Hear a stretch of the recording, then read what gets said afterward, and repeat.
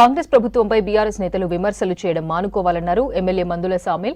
BRS నేతలు మాట్లాడేటప్పుడు మాటలు జాగ్రత్తగా మాట్లాడాలన్నారు. కాంగ్రెస్ ఎవ్వరికీ ద్రోహం చేయలేదన్నారు. తెలంగాణకు పక్కా ద్రోహం చేసిందంటే గులాబీ పార్టీ అన్నారు. టీఆర్ఎస్ ను బీఆర్ఎస్ గా మార్చి తెలంగాణ ప్రజలకు పక్కా ద్రోహం చేశారన్నారు సామిల్. బీఆర్ఎస్ నేతలు వెంటనే ప్రజల్ని క్షమించాలని అడగాలన్నారు. ఒకవేళ ప్రభుత్వానికి ఏవైనా సూచనలు చేయాలంటే చేయొచ్చన్నారు సామిల్. రేవంత్ రెడ్డి గారికి ఉద్యమం లేదు తెలియదన్నారు.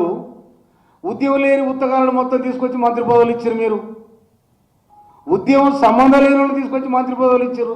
మీ పక్కన కూర్చొని పెట్టుకున్నారు. మీరేం చేసిండ్రు? ఫస్ట్ హరీశ్రావు అన్ని తెలిసి కూడా మీరు ఈ ఒకరొకరు మాట్లాడితే ప్రజలు నమ్మరు. మీ మాటలు నమ్మే పరిస్థితులు లేరు జనంగా. తెలంగాణ ఉద్యమ పార్టీగా టీఆర్ఎస్ తెలంగాణ రాష్ట్ర సమితి ఉంటే దాన్ని నిట్ట నీరుడ కుప్పగాల్చి దానికి అగ్గిపెట్టి దాన్ని నింపిపెట్టి కనుమరుగు చేసి బూట్ చేసి బీఆర్ఎస్ అని పెట్టుకున్నారు. మీరు టీఆర్ఎస్ను బీఆర్ఎస్కి ఎందుకు మార్చారో ప్రజలకు స్పష్టంగా చెప్పాలి. మీరు ఉన్న సెక్రటరియట్ను ఎందుకు కొలబట్టారు? దాని సమాధానం చెప్పాలి.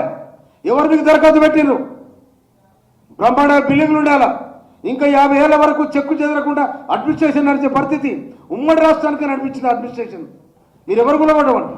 అందుకోసమనే మీరు చేస్తేనే పరిపాలన, ఈ ప్రభుత్వం కాంగ్రెస్ పార్టీ చేస్తే పరిపాలన కాదా?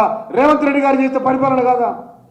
మీరు లగచర్ల కానీ ఎంచుకున్నారు అంటే జర ముఖ్యమంత్రిని నియోజకవర్గం డిస్టర్బ్ చేస్తే మనకి పేరు వస్తాను. కానీ పేరు లేదు ఈక లేదు ఏది లేదు.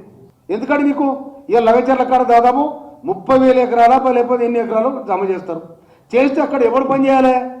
వీళ్ళే కదా.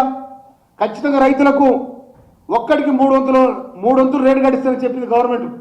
అమాయక జనాన్ని తీసుకుపోయి ఎగబెట్టి మీరేమో బదారు తిరుగుతున్నారు, వాళ్ళు ఏం చేయలేమన్నారు. దానికి కేటీఆర్ సమాధానం చెప్పాలి.